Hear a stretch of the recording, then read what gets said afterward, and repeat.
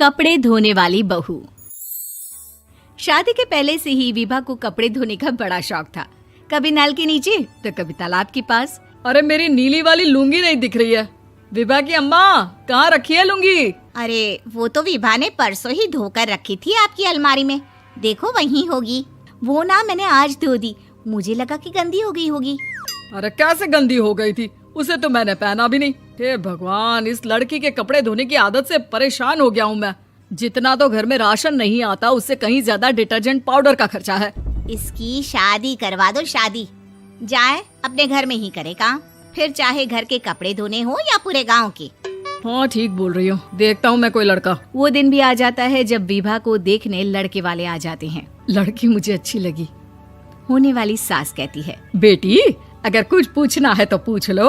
वैसे तो हमारी लड़की बहुत ही शर्मीली है, जो बोल दो वो मान लेती है, इसे क्या पूछना होगा। अरे कैसी बात कर रही हो माँ, मुझे इन लोगों के घर रहना है, सवाल तो कई है। हाँ हाँ बेटा, पूछ लो ना, क्या पूछना है। आप लोगों के घर कपड़े कौन धोता है? सास का मुंह बन जाता है। देखो, अगर तुम ये कहना चाहती हो कि तुम्हें कपड़े धोने नहीं आते तो सुन लो, कपड़े मैं ही धोती हूँ, लेकिन तुम्हारे आ जाने के बाद मैं रुमाल तक नहीं धोऊंगी। अरे चुप रहना भाग्यवान, बहू बेचारी घर आई नहीं, उसे डराना शुरू कर दिया। वो क्या है ना बिटिया, अभी तक तो ये कल्लू की माँ ही धोती थी, लेकिन अब तुम्हारे पापा तो दहेज में वॉशिंग मशीन देंगे ही। तभी विभा की माँ बोल पड़ती है, सवाल भी पूछा तो क्या। वैसे भाई साहब, मशीन की तो फिर भी कपड़े धोने की कैपेसिटी होती है। मतलब जो बिटिया दे रहे हैं ना विभा, इसे कपड़े धोने का बहुत शौक है। ये आप लोगों के क्या, आस पड़ोस गांव मोहल्ले सबके कपड़े धो दे और उफ तक ना करे। बाहर देखा नहीं आपने कितने कपड़े सूख रहे हैं?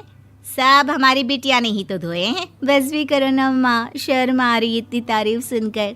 और तो और एक दाग निकाल कर दिखाओ तो मान जाऊं। हाँ अच्छा, माफ करना बेटा, मैंने गलत समझा।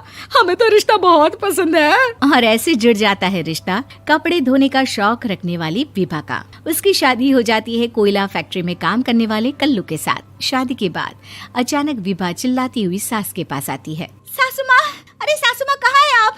ये तो धोखा है, धोखा दिया आप लोगों ने मुझे।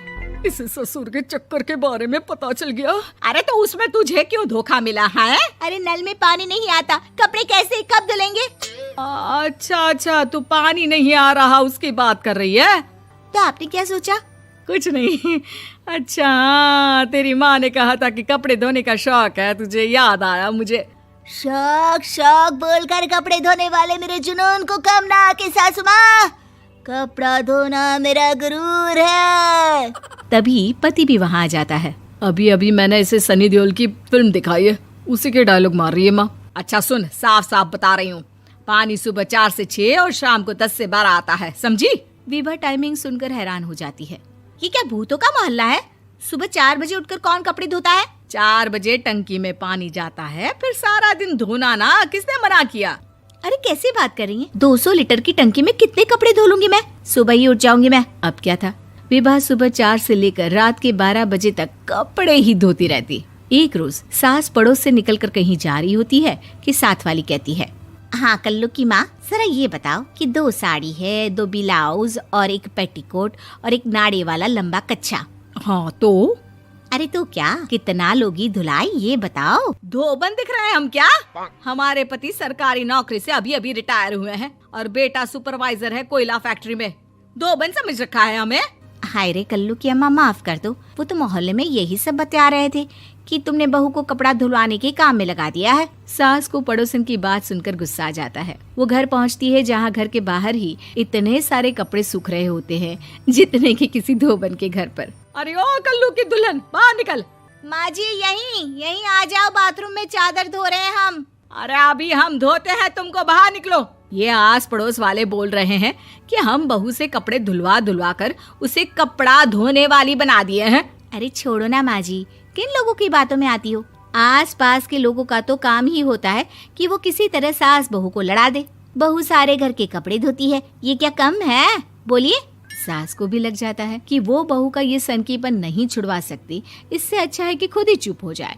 एक रोज सास और बहू मंदिर जाते हैं, जहाँ सास की साड़ी वहाँ खड़ी भीख मांगने वाली से मिलती है। माँ जी क्या बात है, आपकी साड़ी उस भिखारन से कितनी मिल रही है ना? हाँ हाँ, देखो तो दोनों की साड़ी मिल रही है। क्या बात है कल्लू की अम्मा, तुम खुद को तो अफसर की बीवी बताती हो और ऐसी सिंपल सी प्लेन साड़ी पहनकर घूमती हो। सिंपल और प्लेन नहीं है ये साड़ी। तो क्या सोने के धागे से फूल बने हैं?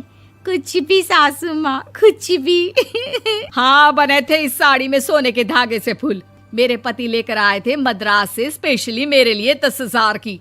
ताहे भाई साहब इस भिखारन के लिए भी सेम टू सेम साड़ी लेकर आए होंगे 10,000 की।